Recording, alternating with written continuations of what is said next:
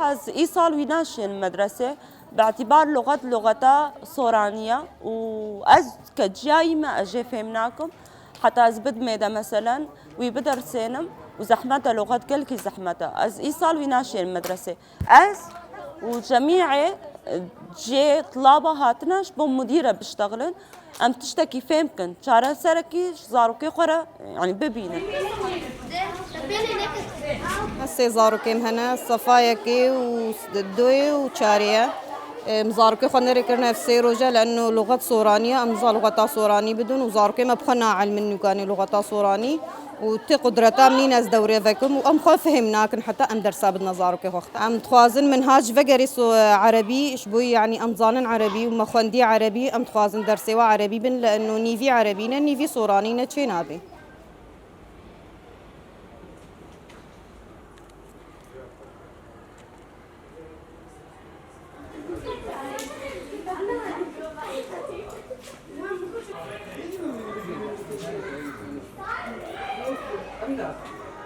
هاوشێوەی قوتابخانەکانی تری هەرێمی کوردستان سێزدەینەوە دەرگای قوتابخانەکان لە کەمپەکانی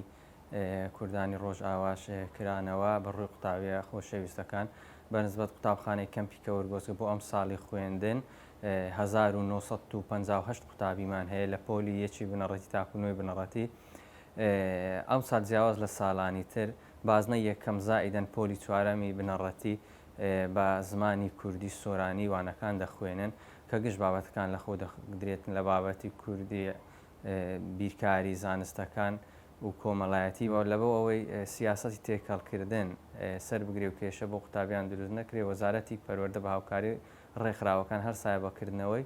خولی تایبەت بۆ فێربوونی زمانی کوردی سۆرانی بۆ قوتابیانی قۆناغی بنەڕەتی پۆلی 1 تا پۆلی 6 و هەروەها دایک و بابی قوتابیان و خولی تایبەتیش بۆ مامۆستایان کرایتەوە.